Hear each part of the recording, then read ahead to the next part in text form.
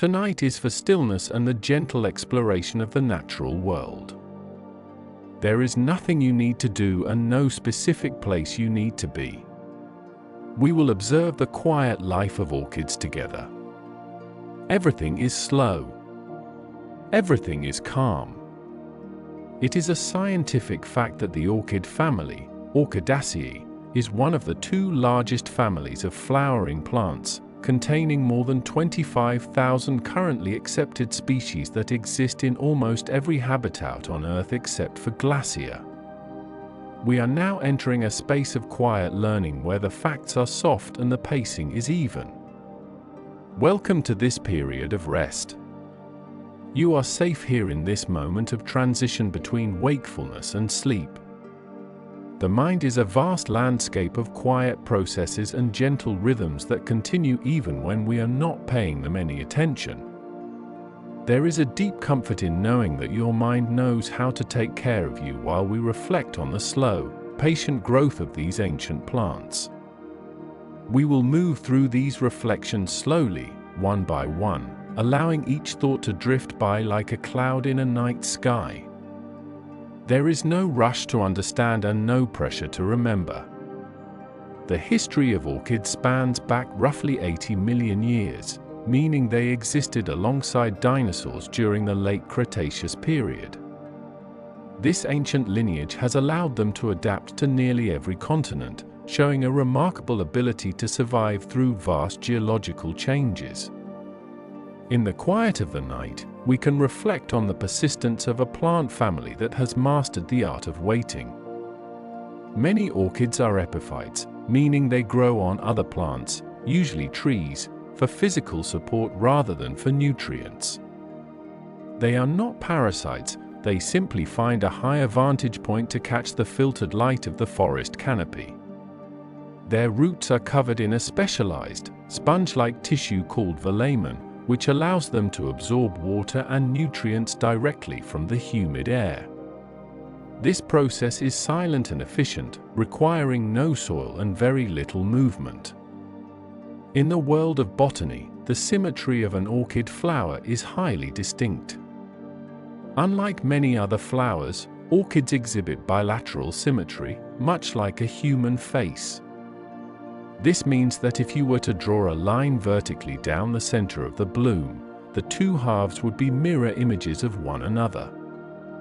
This structural balance is inherently pleasing to the human eye and the brain's natural preference for patterns. The center of the flower often features a modified petal called the labellum, or lip, which serves as a landing platform for pollinators. This structure is a marvel of evolutionary engineering, yet it sits perfectly still in the humid air of the jungle or the quiet corner of a room. The diversity of orchid sizes is immense, ranging from the tiny platystele Jungermanioides, which has flowers only 2 mm wide, to the Grammatophyllum speciosum, also known as the giant orchid, which can grow to be several hundred pounds. Despite these differences in scale, the fundamental biological processes remain the same. They all rely on a delicate balance of light, temperature, and moisture. The growth of an orchid is rarely hurried. Some species may take several years to produce their first flower, spending their early life quietly developing their root systems and leaves. This slow pace is a reminder that beauty does not require haste. Orchid seeds are the smallest in the plant kingdom, often referred to as dust seeds.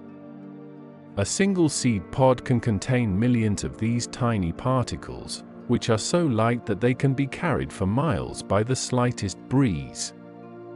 Because these seeds are so small, they do not contain their own food reserves like a bean or a grain of corn. Instead, they form a symbiotic relationship with specific types of fungi in the soil or on the bark of trees. The fungus provides the necessary nutrients for the seed to germinate, and in return, the orchid eventually provides the fungus with sugars produced through photosynthesis. This silent partnership is a fundamental part of the orchid's life cycle, a hidden collaboration that occurs beneath the surface of our awareness. The fragrance of an orchid is a complex chemical composition designed for a very specific purpose. While some orchids produce scents that are sweet and floral to the human nose, others mimic the scent of forest floor or even nothing at all. Some orchids only release their fragrance at night, timing their chemical signals to match the activity of nocturnal moths. This synchronization with the rhythm of the day and night is a testament to the plant's deep connection to its environment. The scent drifts through the air slowly, a chemical message moving in the dark, seeking a response that may be miles away. There is a phenomenon called resupination that occurs in most orchid species. As the flower bud develops, it actually twists 180 degrees on its stalk so that the lip, which was originally at the top, ends up at the bottom. This slow, physical rotation ensures that the flower is perfectly positioned for its visitors. It is a gradual movement that happens over days, a silent adjustment that most observers never notice. The plant is constantly, quietly reorienting itself to better align with the world around it. The roots of an orchid are often green when they are wet, a sign that they contain chlorophyll and are capable of performing photosynthesis. This means that even the parts of the plant hidden away or clinging to a branch are actively contributing to its energy production. The entire organism is focused on the quiet conversion of light into life. The textures of these roots are often thick and waxy, designed to hold onto moisture for long periods during dry spells. This resilience allows the orchid to thrive in environments where other plants might struggle. Vanilla is perhaps the most well-known product derived from an orchid. The vanilla bean is the seed pod of the Vanilla planifolia, a vine-like orchid that grows in tropical climates. The process of producing vanilla is one of the most labor-intensive and slow tasks in agriculture. Each flower opens for only one day and must be pollinated by hand or by a specific bee. Once the pod grows, it must be cured for months to develop its characteristic aroma. This common household flavor is the result of a very long, very patient biological and human process. The colors of orchids are not just for aesthetic appeal but are functional signals. Deep purples, soft pinks, and muted yellows are created by pigments called anthocyanins and carotenoids. These colors are absorbed by the plant's tissues and reflected back into the world, creating a visual language that has evolved over millions of years.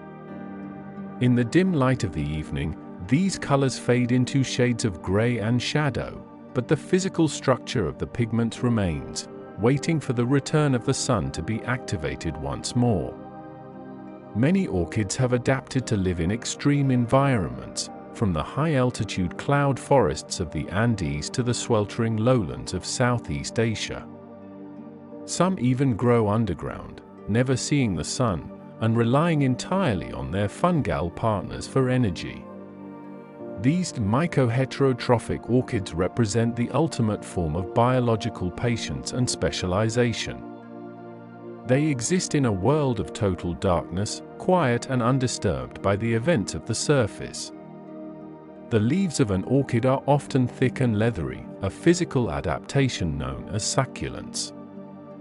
These leaves act as storage tanks for water, allowing the plant to survive when rain is infrequent. The surface of the leaf is covered in a waxy cuticle that prevents evaporation.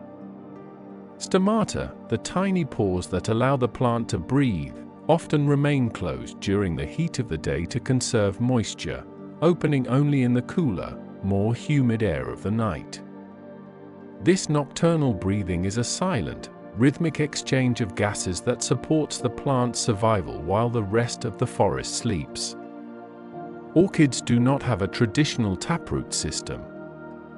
Instead, they produce adventitious roots that can emerge from various points along the stem. This allows them to anchor themselves firmly to the irregular surfaces of tree bark or rocks. The attachment is strong and permanent, a quiet bond between the plant and its host. Over time, the roots may wrap around a branch in a complex, overlapping pattern, creating a small ecosystem where organic debris can collect and turn into mulch, providing further nutrients. The lifespan of an orchid can be remarkably long. Some individual plants in botanical collections are over 100 years old, and in the wild, they may live even longer. They grow leaf by leaf, year by year, in a cycle that is far longer than that of many other flowering plants. This longevity is a result of their slow metabolism and their ability to endure periods of hardship by entering a state of dormancy. They simply wait for conditions to improve, a living example of the power of endurance. There is a quiet dignity in the way an orchid bloom eventually fades. Unlike some flowers that drop their petals quickly, an orchid flower often stays on the stem for weeks or even months. When it finally begins to wither, the colors slowly desaturate, and the tissue becomes translucent. The plant gradually reabsorbs whatever nutrients it can from the dying flower before it finally detaches. This slow decline is as natural and peaceful as the initial bloom, a necessary part of the cycle that allows for future growth. The botanical classification of orchids is so vast that it includes over 800 different genera. This incredible diversity means that while we often think of the common Phalaenopsis found in homes, there are species that look like flying ducks, swaddled babies, or even miniature monkeys. Each of these forms is a specific response to the environment in which the plant evolved. In the quiet of a laboratory or a greenhouse, scientists study these shapes to understand the mechanics of evolution. The plant does not know it is being studied, it simply continues its slow, cellular work, unaware of the human curiosity it inspires. This detachment from the world of human concern is part of what makes observing them so restorative. The stem of an orchid, known as the inflorescence when it bears flowers, can vary significantly in its growth habit. Some orchids produce a single, upright spike, while others have pendulous stems that drape gracefully toward the ground. The movement of water and nutrients through these stems is a slow and steady process, governed by the laws of physics and the biological needs of the plant. Capillary action pulls moisture from the roots upward, defying gravity with quiet persistence. This internal flow is silent and invisible, yet it is the lifeblood of the plant's existence. Many orchids possess specialized storage organs called pseudobulbs. These are thickened parts of the stem that act as reservoirs for water and energy. They often look like smooth, green bulbs resting at the base of the leaves. During times of drought, the plant draws upon these reserves, causing the pseudobulb to shrivel slightly as the water is consumed. When the rains return, the organ plumps back up, absorbing and holding the life-giving moisture. This cycle of expansion and contraction is a rhythmic response to the seasons, a slow pulse of survival that ensures the orchid can endure the unpredictability of nature.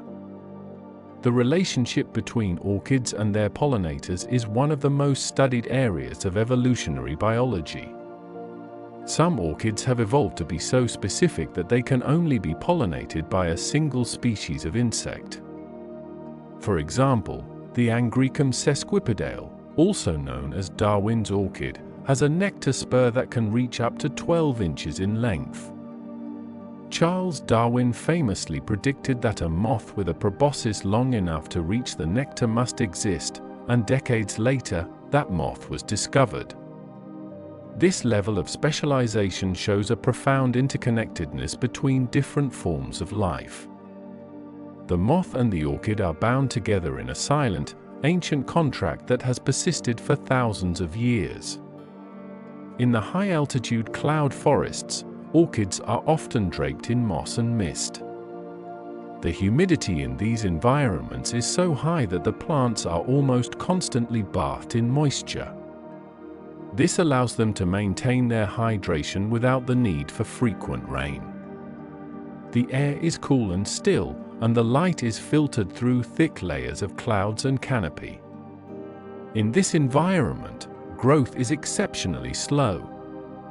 An orchid might only produce 1 or 2 new leaves in a single year, spending the rest of its energy simply maintaining its presence on a moss-covered branch. The cellular structure of an orchid leaf is optimized for low-light conditions. Many species have cells that act like tiny lenses, focusing the dim forest light onto the chloroplasts where photosynthesis takes place. This allows the plant to thrive in the deep shadows of the jungle floor or the lower branches of giant trees. By making the most of every photon that reaches its surface, the orchid demonstrates a quiet efficiency.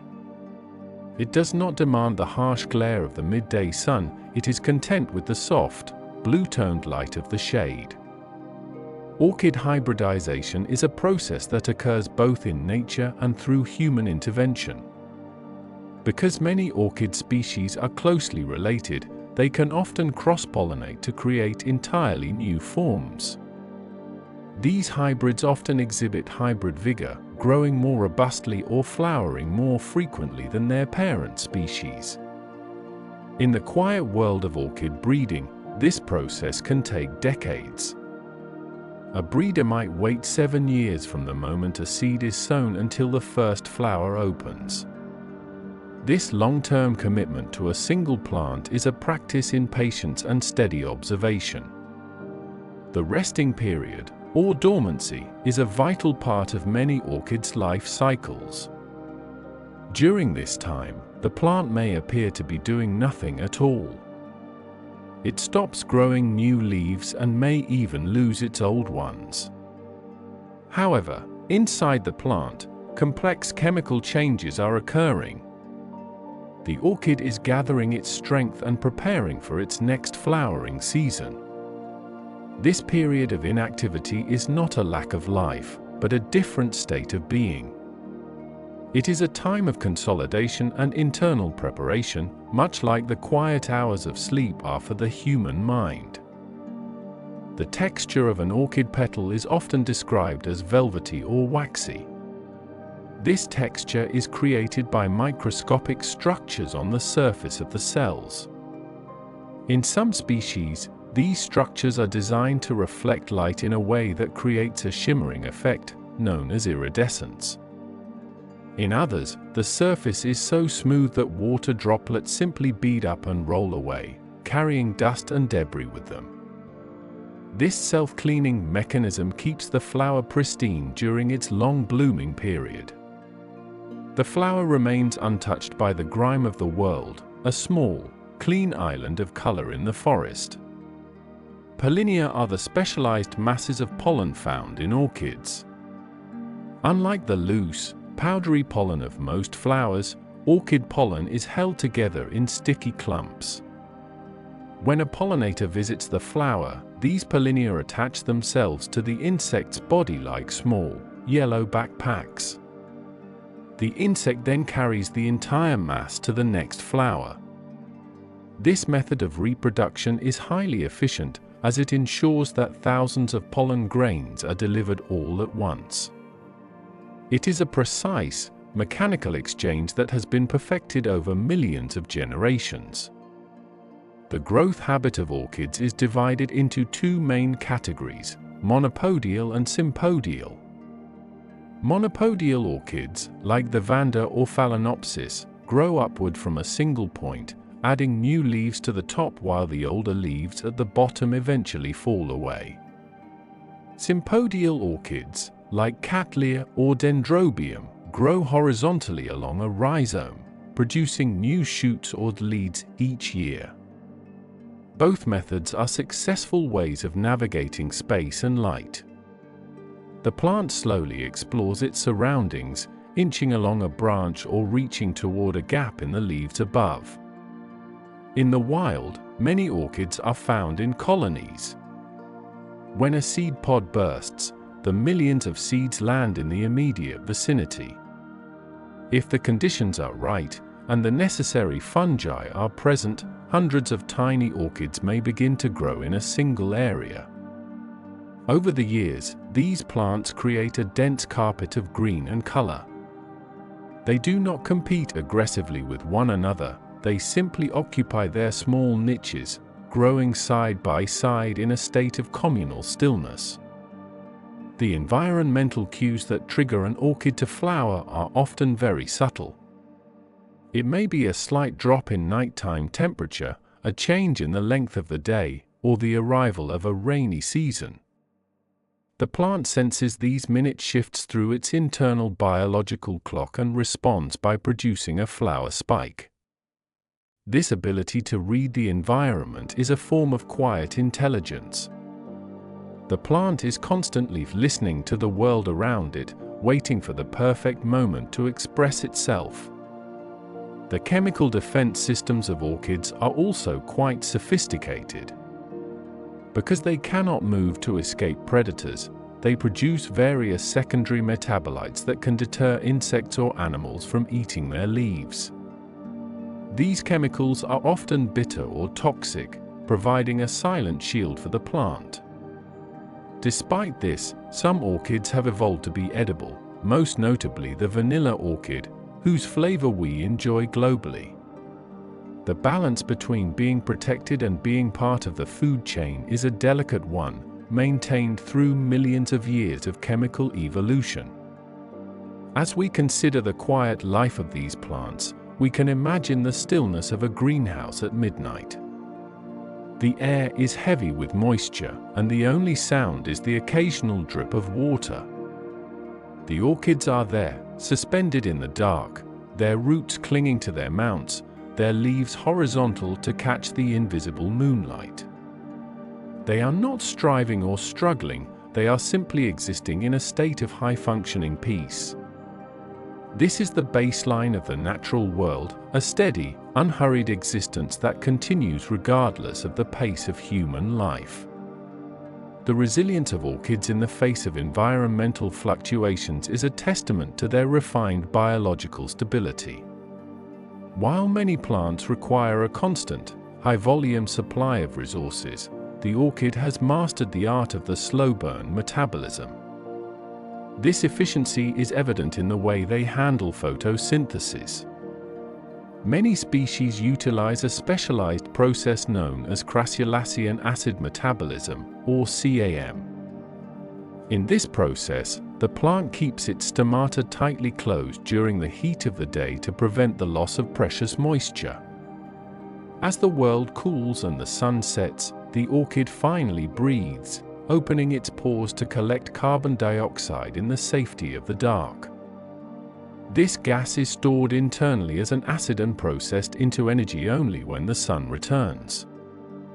This delayed reaction is a patient, rhythmic strategy that allows the plant to thrive in arid conditions or high canopy environments where water is a luxury.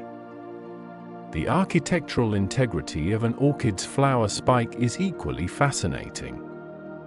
The stem must be strong enough to support the weight of several large blooms, yet flexible enough to sway in the breeze without snapping. This strength comes from lignified cells that provide a sturdy internal framework. As the spike grows, it often exhibits phototropism, slowly leaning toward the most reliable source of light. This movement is so gradual that it is impossible to see with the naked eye, occurring over the course of weeks. It is a persistent, silent leaning toward the light, a physical manifestation of the plant's unwavering focus on its own growth. In the quiet understory of a temperate forest, one might find the Cypripedium or lady slipper orchid. These terrestrial orchids have evolved a unique trap-like mechanism for pollination. The lip of the flower is shaped like a deep pouch, and insects that tumble inside find themselves in a labyrinth of smooth, waxy walls. There is only one way out, a narrow passage that forces the visitor to brush against the reproductive organs of the plant. The insect is not harmed, it is simply a temporary guest in a living structure designed with mathematical precision. Once the visitor departs, the flower remains, a silent and perfect vessel waiting for the next encounter. The seeds of an orchid, despite being millions in number, carry no endosperm, which is the food reserve typically found in seeds. This lack of a packed lunch means the orchid seed is entirely dependent on its environment from the very first moment of its life. This total vulnerability is balanced by the sheer volume of seeds produced. It is a strategy of abundance and chance. In the quiet logic of nature, the orchid places its future in the hands of the wind and the fungi of the earth. This total surrender to the elements is a profound form of biological trust, a reliance on the existing systems of the planet to provide what is needed at exactly the right time. The aesthetic of the orchid leaf is often overlooked in favor of its flower, yet the foliage itself is a marvel of functional design. In the genus Paphiopedilum, the leaves are frequently mottled with patterns of dark and light green. This tessellation is thought to help break up the silhouette of the plant, making it less visible to herbivores in the dappled light of the forest floor. The leaf is not just a solar panel, it is a camouflaged shield. The texture is often cool to the touch, a result of the water stored within its succulent tissues. This internal reservoir provides a thermal mass that helps the plant maintain a stable temperature even as the surrounding air fluctuates. The concept of mycorrhizal dependency extends throughout the life of many orchids. While some species eventually become self-sufficient through photosynthesis, others remain linked to their fungal networks forever. These orchids are like the quietest members of the forest community, rarely seen and never demanding. They exist as part of a hidden, subterranean dialogue, exchanging nutrients and signals through the soil. This interconnectedness reminds us that nothing in the natural world exists in isolation. Even the most solitary-looking orchid on a high branch is part of a vast, invisible web of life that supports and sustains it. The development of an orchid bud is a slow-motion transformation. It begins as a tiny, green nub on the side of a stem, barely distinguishable from the surrounding tissue. Over days and weeks, it swells and begins to take on the recognizable shape of a flower. The colors begin to bleed into the petals while they are still tightly folded. This internal maturation is a private, hidden process. When the flower finally opens, it is the result of a long series of precise cellular instructions being followed to the letter. The unfolding usually takes place over several hours, often starting in the early morning as the humidity changes. It is a quiet, inevitable opening, a soft transition from potential to reality. Orchids also exhibit a phenomenon known as apical dominance, where the main growing tip of the plant produces hormones that prevent side branches from growing too quickly. This ensures that the plant's energy is focused on reaching upward or outward toward better light. If the main tip is damaged, the plant calmly redirects its energy to latent buds that have been waiting in reserve. This plan B is always ready, a silent insurance policy against the unpredictability of the wild. The plant does not panic when growth is interrupted, it simply re-evaluates and begins again from a different point. The water that an orchid uses is often just the dew that collects on its leaves or the mist that clings to its roots. This water is incredibly pure, carrying only trace minerals from the air or the dust on the bark. The orchid is a master of low-input living.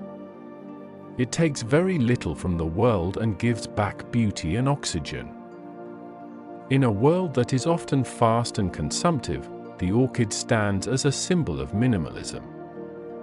It thrives on the margins, in the places where other plants cannot find a foothold, proving that life can be rich and complex even with the most basic of resources. The study of orchidology has revealed that these plants have some of the most complex genomes in the plant kingdom. Their DNA is a vast library of instructions that have been refined over 80 million years. This genetic complexity allows them to produce the incredible variety of shapes, scents, and colors that we observe. Yet, for all this internal complexity, the outward appearance of the plant is one of simplicity and grace. The orchid does not show its work, it simply presents itself as a finished, balanced whole.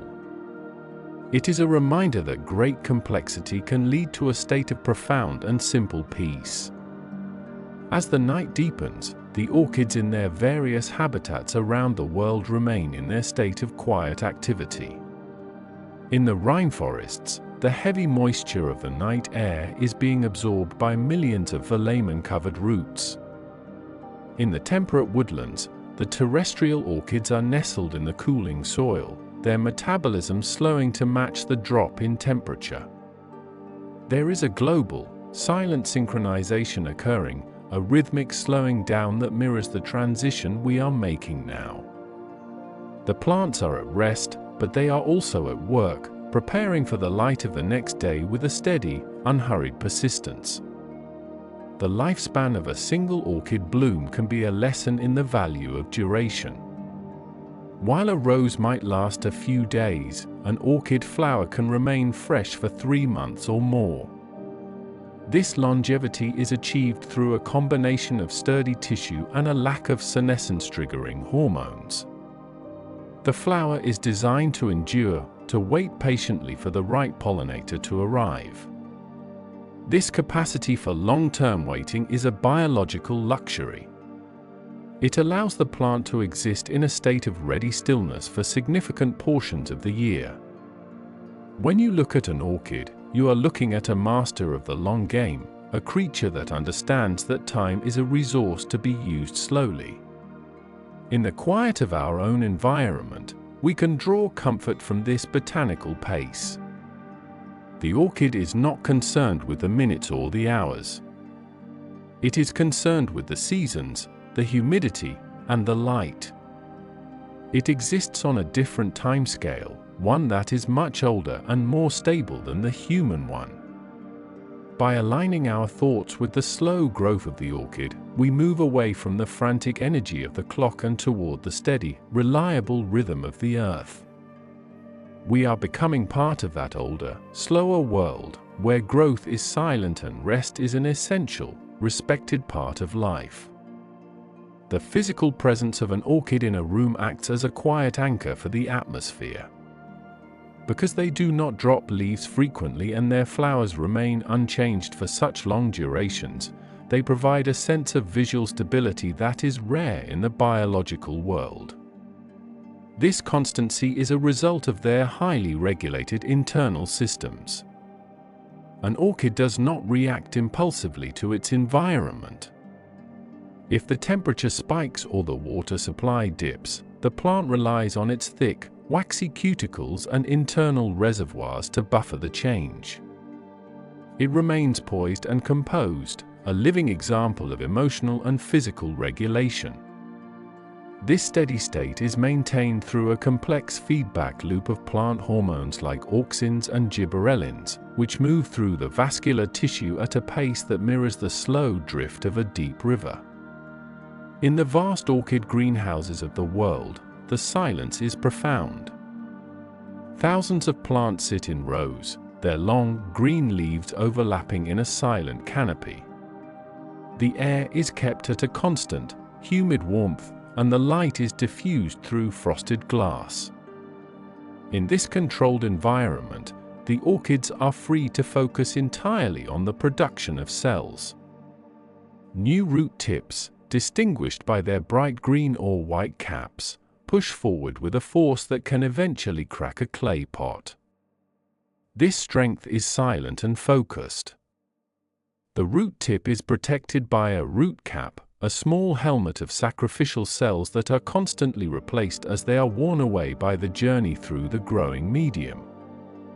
It is a slow, persistent exploration of the darkness, seeking the moisture and stability necessary for the plant's upper half to flourish.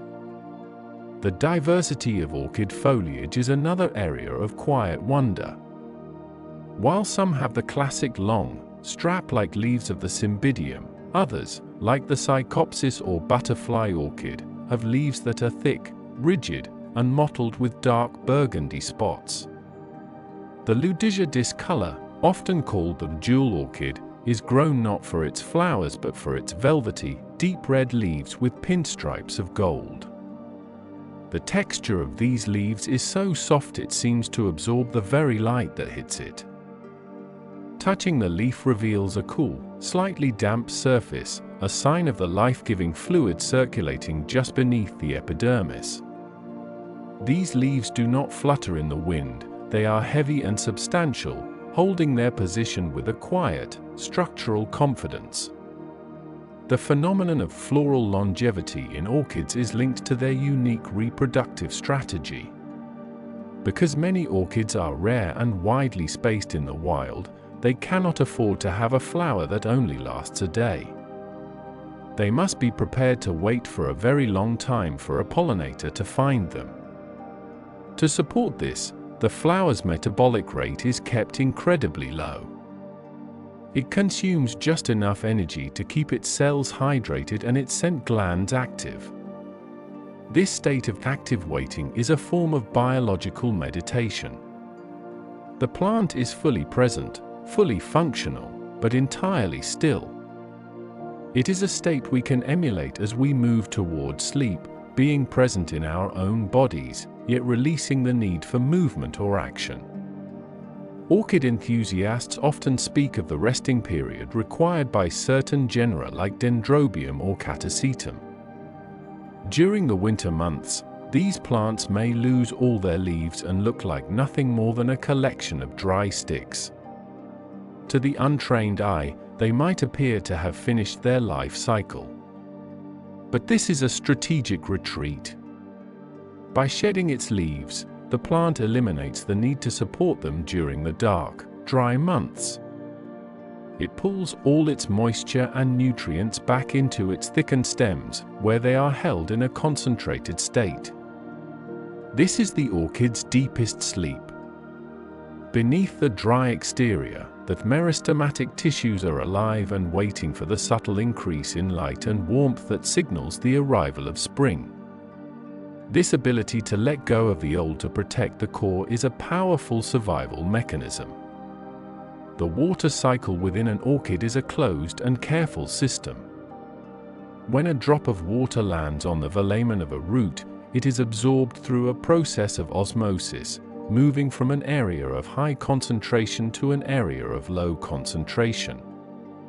The velamen acts like a dry sponge that suddenly becomes heavy and translucent when saturated. Once the water enters the internal cortex of the root, it is channeled into the xylem, the specialized plumbing of the plant. From there, it is pulled upward by transpirational pull. As water evaporates from the leaves, it creates a vacuum that pulls more water up from the roots. This is a purely physical process, requiring no heartbeat and no muscular effort. It is the steady, silent physics of life, operating as reliably as gravity. As we dwell on these facts, we can visualize the different types of orchid flowers. The Oncidium, often called the dancing lady, produces hundreds of tiny, yellow flowers that look like skirts swirling in a breeze. Each individual bloom is a masterpiece of miniature engineering, with tiny spots and intricate ruffles that serve as guides for insects. The Cattleya, famous for its large, fragrant, and showy blooms, represents the pinnacle of floral extravagance, yet even it grows from a simple, rugged rhizome that clings to the bark of a tree. There is no contradiction in the orchid world between the ruggedness of the plant and the delicacy of the flower. They are two sides of the same coin, a balance of strength and beauty that is achieved through patience. The seeds of the orchid, being so numerous, represent an almost infinite potential. Though only a tiny fraction will ever find the perfect conditions to grow, the plant continues to produce them in massive quantities year after year. This is the R-selection strategy of reproduction, flooding the environment with opportunities for life. In the quiet of the night, we can think of our own thoughts in this way, thousands of soft, drifting ideas, only a few of which need to take root. The rest can simply float away like orchid dust on the wind, leaving the mind clear and uncluttered. The colors of orchids often shift subtly as the flower ages. A bloom that opens as a pale lime green might slowly transition to a creamy white or a soft yellow over the course of several weeks. This change is caused by the slow breakdown of chlorophyll and the emergence of other pigments. It is a graceful aging process, one that happens so slowly it is only perceptible if you look at the plant once every few days. The orchid does not struggle against the passage of time, it wears its age as a series of soft, color-coordinated changes. In the tropical regions of the world, orchids are often part of a commensal relationship with the trees they inhabit. They provide a home for small insects and even tiny frogs in the crooks of their leaves, and in return, the waste from these creatures provides the orchid with nitrogen. It is a quiet, local economy of resources where everyone benefits and nothing is wasted. The tree is not burdened by the orchid, and the orchid is safe from the competition of the forest floor. This niche-finding ability is a form of evolutionary wisdom, finding the place where you can thrive without taking from others. As we near the end of our reflections on the orchid, the image of the plant remains one of profound stability. Whether it is a tiny species clinging to a rock in a misty canyon or a large, cultivated hybrid on a windowsill, the orchid exists in a state of high-level composure. It is a plant that has mastered the art of being still.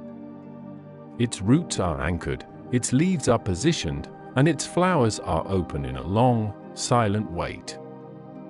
This is the energy we carry with us into the final stages of our rest, a sense of being anchored, of being still, and of being perfectly at peace with the slow passage of time. The restorative hypothesis of nature suggests that observing such complex yet calm systems allows the human brain to recover from directed attention fatigue. By following the life of the orchid, your mind has been allowed to wander through a landscape of soft science and steady growth. The logic of the plant has become a template for your own relaxation. There is no more to learn, and no more to see. The cycle of the orchid continues, leaf by leaf and root by root, in a world that is always growing, always breathing, and always, eventually, coming to rest. The subterranean world of the orchid is just as intricate and paced as the life it leads above the surface. In the quiet darkness of the soil or the tight crevices of tree bark, the orchid's fungal partners, known as mycorrhizae, are constantly at work. This relationship is a silent, chemical conversation that has been refined over 80 million years. The fungus penetrates the outer cells of the orchid's roots, forming structures called pelotons. These coiled threads of fungal tissue are eventually digested by the orchid, providing it with vital minerals like phosphorus and nitrogen that the plant cannot easily gather on its own. This is a slow, cellular digestion, a quiet exchange of life force that happens without a sound or a movement. It is a reminder that even in total darkness and stillness, there is a profound and supportive activity occurring to sustain life. The structural diversity of orchid pseudobulbs offers a fascinating study in botanical geometry. Some are long and thin, resembling the canes of a bamboo plant, while others are short, squat, and perfectly spherical.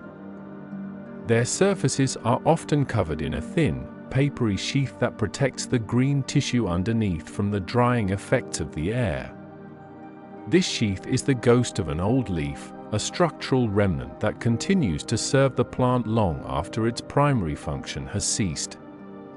The plant holds on to its history, using it as a shield for its future. In the stillness of a greenhouse, you can see how these pseudobulbs act as anchors, keeping the plant centered and heavy, grounding it against the light, airy reach of the leaves and flowers. Many orchids exhibit a growth pattern known as determinate growth. Each new shoot grows to a specific, genetically programmed size and then stops, turning its energy toward the production of a flower or the storage of nutrients for the next season. This self-regulation is a form of biological boundary setting. The plant does not try to grow indefinitely or take over more space than it needs. It reaches its peak, settles into its form, and then exists in that state of completion. There is a deep peace in this concept of enough, the idea that once a certain stage of growth is reached, the goal becomes maintenance and presence rather than constant expansion. The cooling of the evening air brings a change in the internal pressure of the orchid cells, a process known as turgor pressure. During the day, the sun's warmth can cause a slight softening of the tissues as moisture moves toward the surface, but as the temperature drops, the water settles back into the vacuoles of each cell.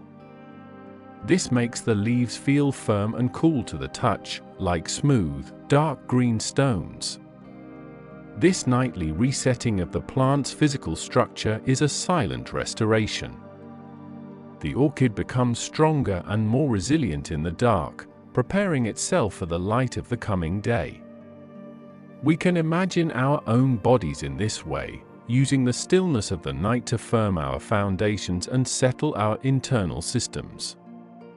In the wild, orchids often grow in microclimates, tiny pockets of the environment where the temperature and humidity are just slightly different from the surrounding area. A single mossy rock or a specific bend in a tree branch can create a sanctuary for a rare species. These plants are the masters of the niche, finding safety in the small, overlooked spaces of the world. They do not need to dominate the landscape, they only need their own small, perfect corner. This focus on the immediate, the local, and the specific is a hallmark of the orchid's survival strategy. It teaches us the value of focusing on our own immediate environment, creating a sanctuary of peace within our own reach. The mechanism of orchid flower senescence, the process of a bloom fading, is as highly regulated as its opening. When a flower has been successfully pollinated, or when it has simply reached the end of its natural lifespan, the plant begins to withdraw its resources. The vivid pigments are slowly broken down and transported back into the stem. The petals may begin to curl inward, protecting the developing seed pod at the center. This is not a sudden collapse, but a graceful, slow-motion retreat. The plant is efficient, even in its endings, ensuring that nothing is wasted. The faded flower eventually falls, leaving behind a stem that is already beginning to focus on the next cycle of life. The specialized anatomy of the orchid labellum, or the lip, is a masterclass in functional adaptation that operates at a geological pace. In many species, this petal is textured with microscopic ridges or calli that provide a tactile map for visiting insects. These structures are often a different color than the rest of the flower, acting as a visual bullseye in the dappled sunlight of the forest floor. The lip is the most heavy and substantial part of the flower, giving it a low center of gravity that allows the bloom to remain steady even when the air begins to move. In the quiet of the evening, this structure sits in perfect poise, its intricate surface catching the cooling moisture of the night.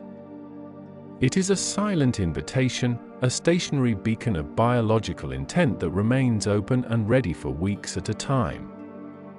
As we consider the terrestrial orchids that grow in the leaf litter of the earth, we find a different kind of resilience.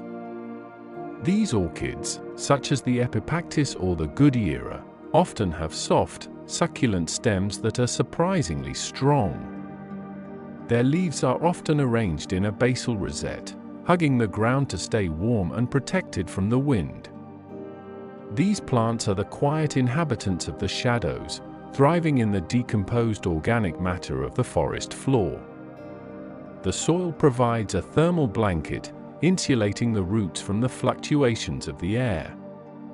This connection to the earth is a grounding force, a literal and metaphorical anchor that keeps the plant stable throughout its long life. The concept of vegetative dormancy in orchids is a profound example of biological patience. Some orchids can remain underground for several years without ever producing a leaf or a flower. They exist in a state of suspended animation, fueled by their fungal partners and their own internal energy stores. They are waiting for the perfect alignment of environmental factors, perhaps a specific amount of rainfall or a subtle change in the soil chemistry. This ability to wait, to disappear from the world while remaining fundamentally alive, is a unique trait of the orchid family. It is a form of deep, strategic rest that ensures survival through the most challenging times. The water transport system in an orchid, governed by the xylem and phloem, is a silent highway of life. The xylem moves water and minerals upward from the roots, while the phloem carries the sugars produced in the leaves downward to the rest of the plant. This movement is driven by osmotic pressure and the gentle pull of evaporation, requiring no mechanical pumping. It is a slow, steady circulation that occurs at the cellular level, an invisible pulse that supports the entire structure of the plant. This internal flow is constant and reliable, a silent commitment to the maintenance of life that continues even in the deepest stillness of the night. In the high-altitude regions where orchids grow, the light is often thin and cold. These plants have adapted by producing thick, protective layers of cells on their leaf surfaces to shield their delicate internal machinery from ultraviolet radiation. The leaves may take on a reddish or purplish tint, a sign of protective pigments at work. This is a form of biological armor, a quiet defense against the elements. The orchid does not complain about its harsh environment, it simply adjusts its chemistry and continues its slow, steady growth. This adaptability is a source of great stability, allowing the plant to find peace in places where others would find only struggle. The respiration rate of a resting orchid is incredibly low. During the night, the plant's metabolic activity drops to its baseline, consuming only the minimum amount of energy required to stay alive. This state of low-energy existence is a form of biological conservation, a way of ensuring that the energy gathered during the day is saved for future growth. The plant is a master of the long-term economy of life, never spending more than it has and always keeping a reserve for the unexpected. This philosophy of conservation is evident in every aspect of the orchid's existence, from its thick roots to its long-lasting flowers. As we observe the orchids in our minds, we can see the gentle way they interact with the air around them. They do not fight the wind, they sway with it. Their roots do not push aggressively through the bark, they slowly conform to its shape. Their flowers do not bloom in a hurry, they unfold over hours and days. This is the way of the orchid, a way of total integration with the environment, a path of least resistance that leads to a state of profound and lasting beauty. By aligning our own internal rhythm with this botanical pace, we find a steady, neutral path toward our own restoration. The world of the orchid is a world of quiet persistence, where every moment is a small, silent step toward a larger completion. The cellular membranes of the orchid are constantly monitoring the environment, sensing changes in light, temperature, and touch. This plant sensing is a form of quiet consciousness, a way for the organism to stay connected to the world while remaining perfectly still. It is a slow, chemical form of awareness that does not require a brain or a nervous system.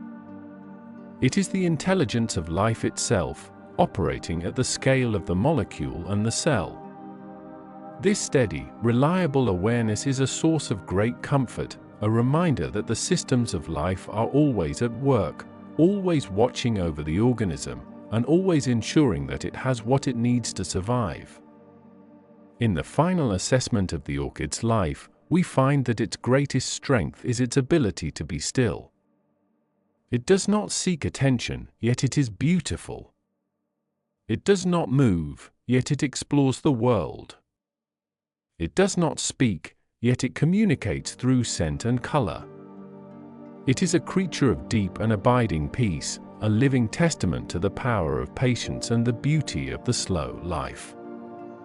As we move closer to our own rest, we carry the image of the orchid with us, a silent, anchored presence that knows how to wait, how to grow, and how to exist in a state of perfect, unhurried grace. The metabolic efficiency of the orchid family is perhaps most evident in the way they handle the transition from day to night.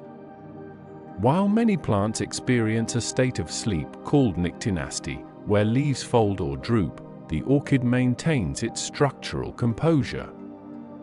This lack of dramatic physical movement is a sign of internal stability. The plant is so well regulated that it does not need to adjust its posture to protect its core. Instead, it relies on its thick, waxy leaves and the strength of its lignified stems to remain poised. This internal resilience allows the orchid to conserve the energy that other plants might expend on movement. In the silence of the evening, the orchid is a model of energetic conservation, standing as a quiet guardian of its own resources. It is this unwavering presence that makes them such a calming subject for contemplation. They are constant, reliable, and entirely unaffected by the passage of time. The way an orchid grows its new roots is a process that mirrors the slow, deliberate movement of a glacier. A new root tip begins as a small, vivid green point emerging from the base of a pseudobulb or the side of a monopodial stem. This tip is incredibly sensitive to gravity and moisture, a phenomenon known as hydrotropism. As it extends, it is protected by the root cap, which acts like a biological shield. The cells at the very tip of the root are constantly being replaced as they navigate the textures of the bark or the potting medium. This journey is measured in millimeters per week. There is no rush to reach the bottom of the pot or the next branch. The goal is simply to establish a firm, healthy connection. This slow exploration of the immediate environment is a testament to the plant's philosophy of thoroughness over speed. The surface of an orchid leaf, when viewed under a microscope, reveals a landscape of stomata, the tiny breathing pores of the plant. In many orchid species, these stomata are sunken into the leaf surface or protected by fine hairs to reduce water loss. During the day, these pores remain tightly sealed, holding in the moisture that the plant has worked so hard to collect. It is only when the air cools and the sun sets that the orchid begins its primary respiratory cycle. This nocturnal breathing is a rhythmic, chemical exchange that supports the plant's survival while it remains perfectly still. It is a quiet, invisible life force, a slow and steady pulse that matches the calm of the night. By synchronizing its most vital functions with the coolest part of the day, the orchid demonstrates a profound understanding of balance and timing. In the world of orchid botany, the concept of apical dominance ensures that the plant remains focused on a single direction of growth.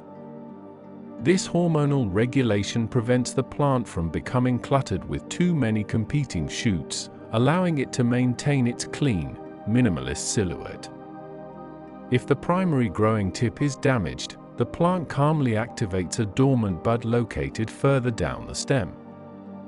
This reserve energy is always present, a silent backup plan that ensures the plant can continue its life cycle regardless of external disruptions. This ability to redirect energy without panic is a powerful lesson in biological adaptability. The orchid does not mourn the loss of its tip, it simply begins again from a new point of strength, moving forward at the same steady, unhurried pace.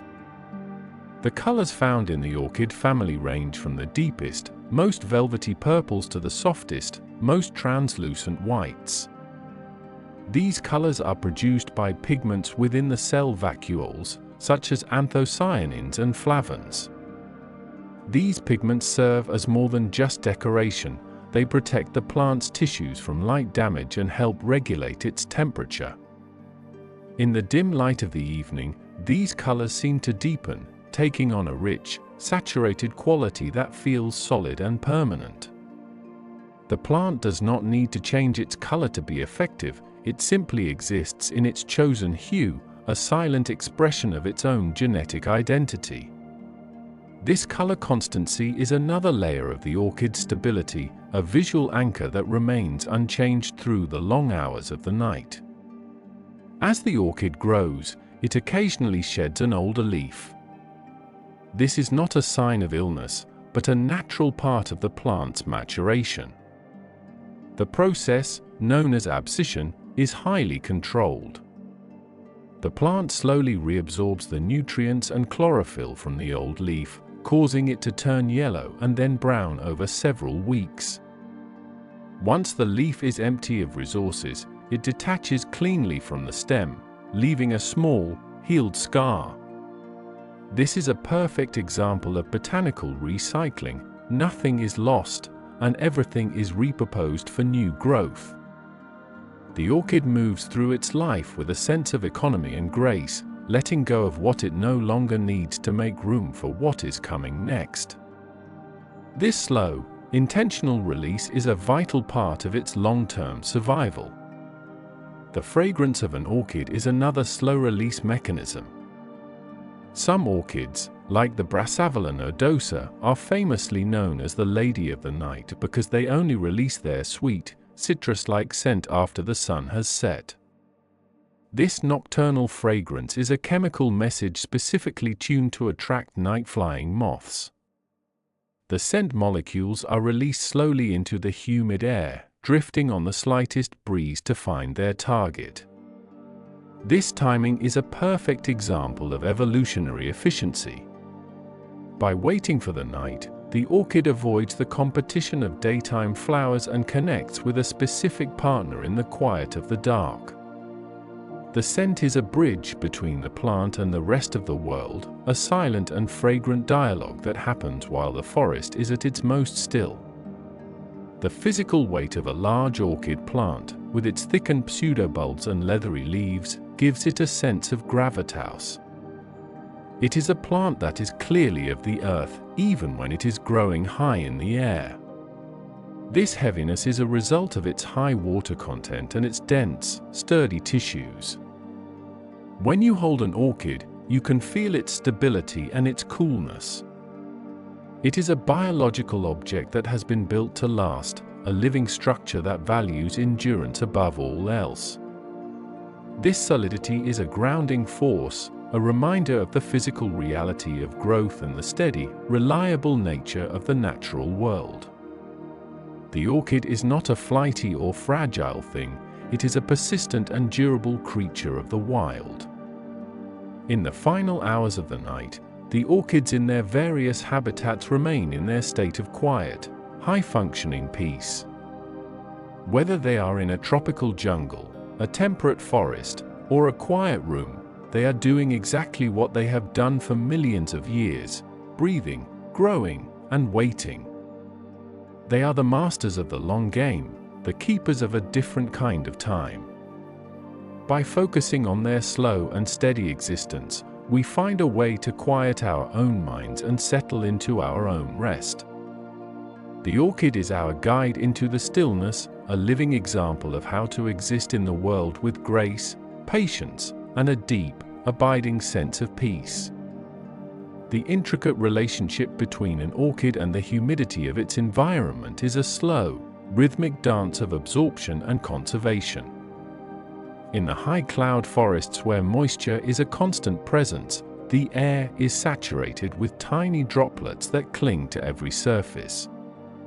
The orchid's roots, specifically those hanging in mid-air, are designed to harvest this atmospheric water with remarkable efficiency. The velamen, that silver-gray outer layer, acts as a high-tech biological sponge. When the air becomes heavy with dew in the early hours of the morning, the velamen cells expand, drawing the moisture inward through capillary action. This is a silent, mechanical process that requires no energy from the plant. It is a gift from the physics of the atmosphere. The plant sits in a state of receptive stillness, allowing the world to hydrate it. This capacity to receive without striving is a profound expression of biological peace, a model for the way we might settle into our own environment as we drift towards sleep. The structural integrity of an orchid's flower is often reinforced by a specialized layer of cells called the endothecium. This layer provides a subtle spring-like tension that keeps the petals held in their precise, symmetrical positions. Unlike many flowers that go limp shortly after being cut or exposed to a slight breeze, the orchid bloom maintains its form with an almost architectural rigidity. This strength is not aggressive, it is a calm, enduring persistence. The flower is a vessel of geometric perfection that refuses to be hurried by the passage of time. Even the way it handles light is specialized. The surface of the petals is often covered in tiny, dome-shaped papillae that catch the light from multiple angles, giving the flower a soft, inner glow. This glitter is a structural feature of the cells themselves, a permanent part of the orchid's identity that remains even in the dimmest twilight. Orchids that grow in the temperate regions of the world, such as the Calypso bulbosa or fairy slipper, navigate the changing seasons with a quiet, seasonal intelligence. As the autumn leaves fall and the ground begins to cool, these orchids pull their life force down into a small, subterranean bulb called a corm. The corm is a concentrated nugget of energy, containing all the sugars and minerals needed to survive the winter. Above the ground, all signs of the orchid disappear, but beneath the surface, the plant is perfectly safe, insulated by the earth and the fallen snow. This period of total invisibility is a vital part of the plant's rhythm. It is a time of deep, profound rest where the outward expression of the plant is surrendered for the sake of its internal survival. There is no fear in this disappearance. It is a trusted part of the cycle, a silent promise of a return when the world warms again. The chemical signaling within an orchid is a sophisticated network of internal communication.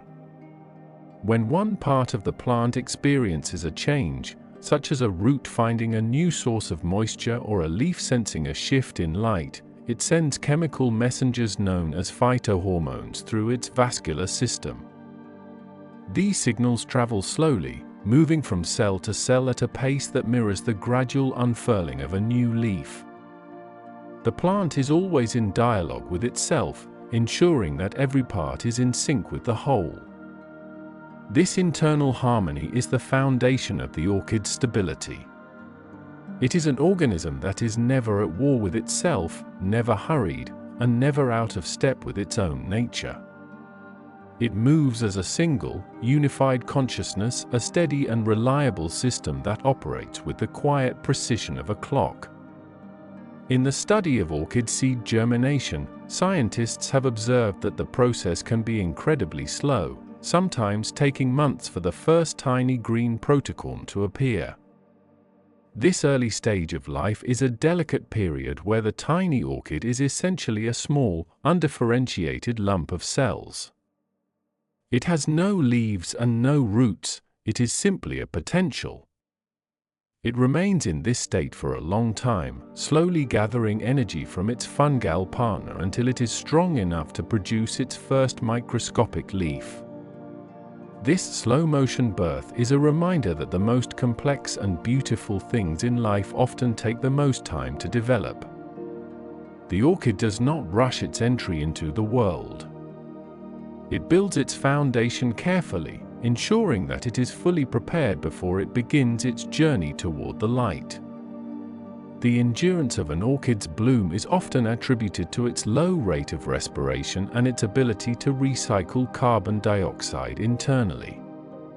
During its long flowering period, the orchid uses a minimal amount of energy, keeping its metabolic furnace at a low, steady simmer. It is a master of the quiet life, thriving on a level of activity that would be impossible for more frantic plants. This efficiency is a form of biological wisdom, a way of existing that values longevity over intensity. When we observe an orchid, we are seeing the results of millions of years of optimization for a life of steady, unhurried presence. The plant does not try to outshine its neighbors for a single day, it simply remains beautiful for 100 days, a consistent and calming presence in a changing world. As we move deeper into the night, we can imagine the orchids in the wild, their roots clinging to the bark of ancient trees, their leaves horizontal and still. They are part of the vast, silent machinery of the forest, contributing their oxygen and their beauty to the world without making a sound. The wind may rustle the leaves above them, and the creatures of the night may move past them, but the orchid remains unchanged. It is a stationary point in a world of movement, a symbol of the strength that can be found in stillness. We can adopt this orchid-like quality in our own minds, becoming a stationary point where thoughts can drift by without disturbing our core. We are anchored, we are still, and we are perfectly in tune with the slow, steady rhythm of the night.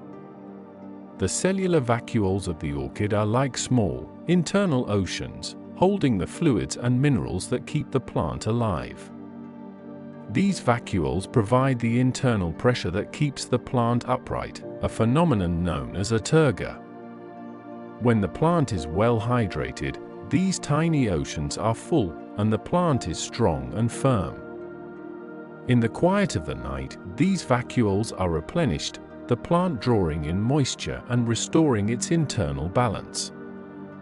This is a quiet, hydraulic restoration, a silent filling of the reservoirs that will support the plant through the following day. We can think of our own rest in this way, a quiet refilling of our internal oceans, a restoration of our own strength and balance so that we, too, can face the world with the same steady, orchid-like composure. The final thought for tonight is one of total and complete rest. The orchid has completed its work for the day, and so have you. The world of the mind and the world of the plant have merged into a single, peaceful landscape where everything is slow and everything is calm. The logic of the science has faded into the feeling of the stillness. You are safe, you are grounded, and you are ready for the deep, restorative process of sleep. The journey of the orchid continues in the dark, and your journey into dreams begins now, with the same grace and patience that has guided our reflections tonight. The specialized geometry of the orchid's pollen delivery system is a marvel of evolutionary precision that operates with silent, mechanical certainty. Unlike other flowers that release their pollen into the air in dusty clouds, the orchid keeps its reproductive material bundled into discrete, waxy masses called pollinia. These structures are hidden away under a small cap at the tip of the column, the central organ of the flower. This column is a fusion of the male and female parts, a streamlined architecture that minimizes space and maximizes efficiency. When the cap is eventually disturbed, the pollinia are revealed, often attached to a sticky pad called a visidium. This entire apparatus is designed for a single, perfect encounter. The plant waits in a state of high-functioning readiness, its biological machinery primed for a moment that may not come for weeks. There is no anxiety in this waiting. The orchid is a creature of absolute preparedness, a living example of how to exist in a state of quiet, focused potential. As we turn our attention to the monopodial orchids, like the Orchids or the Vanda, we see a growth pattern that is a literal climb toward the light. These plants do not produce pseudobulbs. Instead, they store their moisture within their thick, leathery leaves and their massive, aerial roots. The stem grows upward from a single point, adding one leaf at a time in a slow, alternating rhythm. This vertical journey is a lifelong commitment. An old Vanda can reach several feet in length, its lower stem becoming woody and textured with the scars of leaves from decades past. The roots hang down like silver curtains, absorbing the humidity of the air and the minerals from the rain. This is a life lived entirely in the air, a suspended existence that is both fragile and incredibly resilient. The plant is unburdened by the soil, rising above the competition of the forest floor to find its own quiet space in the canopy. The transpiration process in these large orchids is a masterpiece of fluid dynamics. Water moves from the roots to the highest leaves through a network of microscopic tubes, driven by the subtle pressure differences created as moisture evaporates from the leaf surfaces. This movement is entirely silent and invisible, yet it is a powerful force of nature. It is the same force that moves the sap in a giant redwood or the water in a garden rose.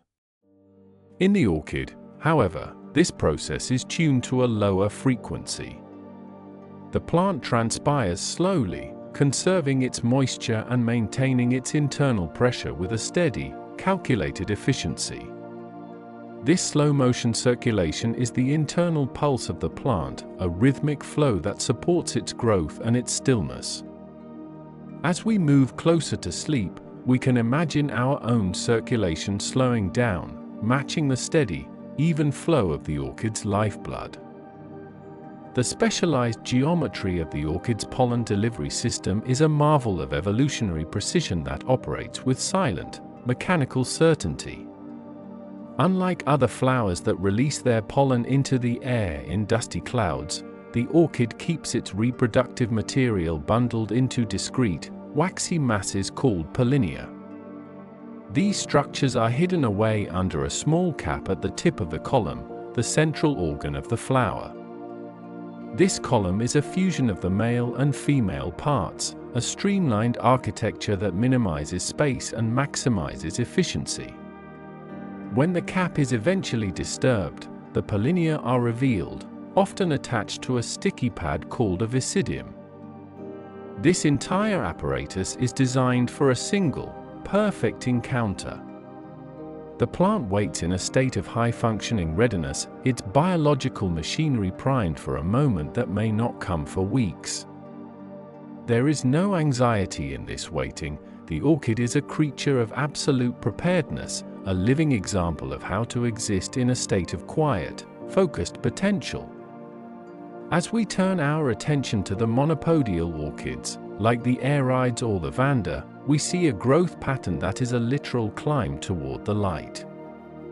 These plants do not produce pseudobulbs. Instead, they store their moisture within their thick, leathery leaves and their massive, aerial roots. The stem grows upward from a single point, adding one leaf at a time in a slow, alternating rhythm. This vertical journey is a lifelong commitment. An old Vanda can reach several feet in length, its lower stem becoming woody and textured with the scars of leaves from decades past. The roots hang down like silver curtains, absorbing the humidity of the air and the minerals from the rain. This is a life lived entirely in the air, a suspended existence that is both fragile and incredibly resilient.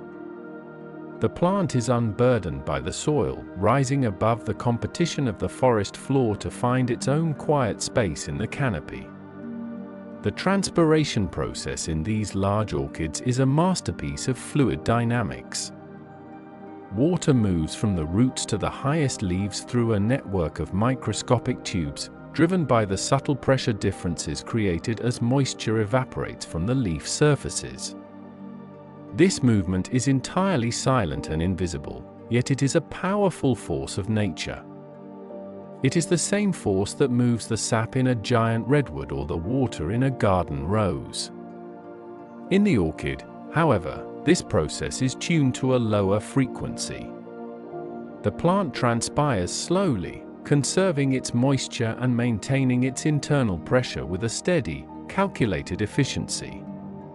This slow-motion circulation is the internal pulse of the plant, a rhythmic flow that supports its growth and its stillness.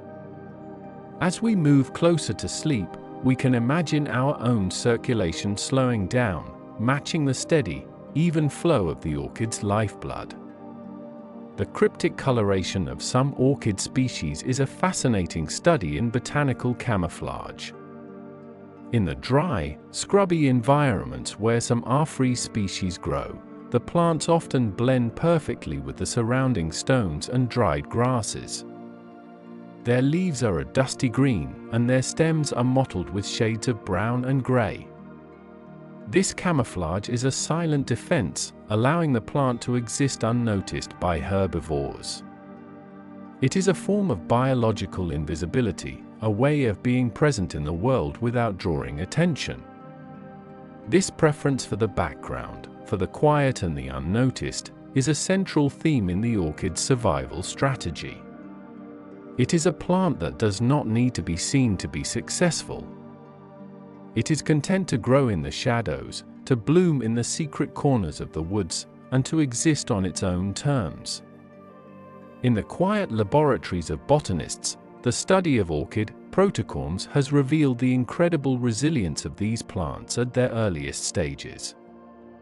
A protocorm is the tiny, green structure that emerges from an orchid seed after it has been successfully infected by a fungus. It has no true roots or leaves, yet it is a complete and functioning organism. It can survive for long periods in a state of minimal growth, waiting for the resources it needs to move to the next stage of its development. This stage of life is a time of pure potential, a quiet gathering of strength that precedes the plant's emergence into the visible world. It is a reminder that even the most impressive orchid began as a tiny, invisible point of life, growing slowly and patiently in the dark. The architecture of an orchid's root system is designed for maximum surface area and maximum attachment. The roots do not just hang, they cling. They can sense the texture of the surface they are on, sending out tiny, microscopic hairs to anchor themselves into the smallest crevices of the bark. Once attached, the root becomes a permanent part of the tree's surface, growing and thickening over the years. This bond is so strong that the root will often break before it lets go. This is a profound form of commitment, a physical manifestation of the plant's intent to stay and grow. The orchid is not a wanderer, it is a dweller, a plant that finds its place and settles in for the long term. This sense of being anchored and settled is a deeply calming thought, a feeling of being exactly where you are meant to be. That night-chilling requirement for some orchids, like the Cymbidium or the Phalaenopsis, is a biological trigger that signals the start of the flowering season. For these plants, a drop in nighttime temperature is a necessary part of their life cycle. It is the coolness of the night that prompts the plant to produce its beautiful blooms. This reliance on the dark and the cold is a reminder that even the most challenging conditions can be the catalyst for growth and beauty. The orchid does not fear the cold, it uses it to its advantage, turning the energy of the night into the flowers of the day. This is a form of biological wisdom, an understanding that every part of the cycle, the light and the dark, the warmth and the cold, is essential. As we conclude our reflections on the 100 facts of the orchid, we are left with an image of a plant that is the ultimate master of its own existence. It is a creature of high complexity and deep peace, a being that has found a way to thrive in almost every corner of the earth through patience, efficiency, and stillness. The orchid is a stationary traveler, a silent communicator, and a steady, reliable presence in the natural world. It has no need for haste and no desire for drama. It simply exists, leaf by leaf and root by root, in a state of perfect, unhurried grace. This is the energy we take with us into our sleep, a sense of being anchored, a sense of being still, and a deep, abiding confidence in the slow and steady processes of life. The world is at rest, the orchids are breathing in the dark, and you are safe to drift into the quiet, restorative spaces of your own dreams. The internal rhythms of the orchid continue to unfold with a precision that seems almost geological in its slowness. Within the cells of the plant, the cytoplasm undergoes a process called streaming, where the fluid contents of the cell move in a gentle, circular motion. This is the microscopic equivalent of a calm river, carrying organelles and nutrients to where they are most needed. This movement is not fast, it is a steady, purposeful circulation that ensures the plant's internal environment remains balanced. Even as the orchid appears perfectly still to the observer, this internal flow is constant, a silent heartbeat of activity that supports the plant's structural integrity. This is the hidden life of the orchid, a world of fluid movement occurring within a vessel of absolute stillness. The evolution of the orchid's pollinarium, the entire reproductive unit including the pollinia, the stalk, and the sticky base, is a testament to the plant's long-term investment in accuracy. Because the orchid produces its seeds in such vast quantities, it cannot afford to waste its pollen on the wrong target.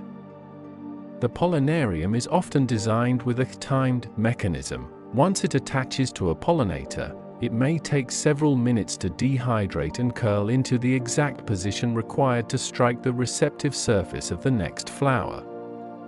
This delay is a mechanical safeguard, a biological timer that ensures the pollen is only delivered when the insect has moved on to a new plant.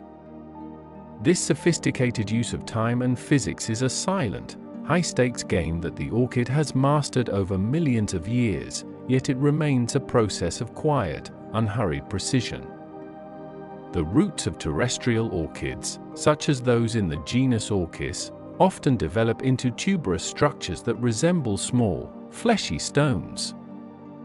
These tubers are the plant's underground vaults, storing the starch and water required to push through the soil in the spring.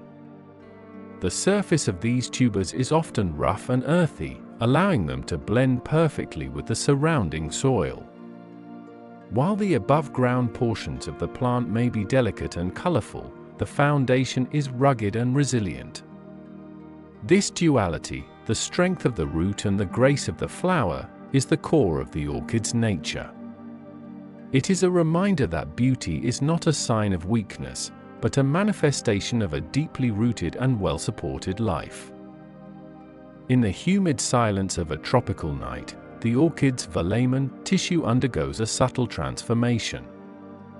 As it absorbs the moisture from the air, the silvery, air-filled cells become clear, revealing the green, photosynthetic tissue of the root core beneath.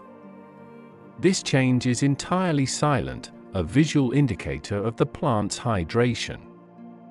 The root becomes a living conduit, pulling in the life-giving water that will be stored in the pseudobulbs for the coming day. This process of absorption is a form of environmental listening. The plant is constantly sensing the moisture levels of its surroundings and responding with a quiet, efficient intake. It is a state of total harmony with the atmosphere, a way of being that is both receptive and active at the same time. The column of the orchid flower is perhaps the most specialized structure in the entire plant kingdom. It is a fusion of the stamens and the pistil into a single, sturdy organ. This consolidation minimizes the risk of damage and ensures that the reproductive parts are perfectly aligned. The column is often protected by the upper sepal, which acts as a small roof or hood, shielding the delicate parts from rain and wind. This architecture is a study in protection and efficiency. The plant does not leave its most vital functions to chance, it builds a fortress of tissue to house them.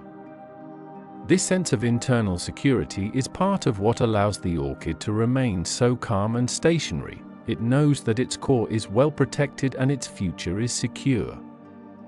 As we reach the final reflections of this evening, we consider the orchid's ability to naturalize into its environment. Whether it is clinging to a limestone cliff in the Mediterranean or a mossy branch in the Amazon, the orchid becomes a part of the landscape. It does not compete with its neighbors so much as it complements them, finding the exact niche where it can thrive without causing disruption. This ability to fit perfectly into the world is a form of biological wisdom. It is a state of existence that is both significant and humble. The orchid is a masterpiece of evolution, yet it is content to be a small, quiet part of a much larger forest. This balance of importance and modesty is a calming thought to carry into sleep, a reminder that we, too, have our place in the world, and that our only task is to exist within it with grace and steady presence. The final word of the orchid is silence.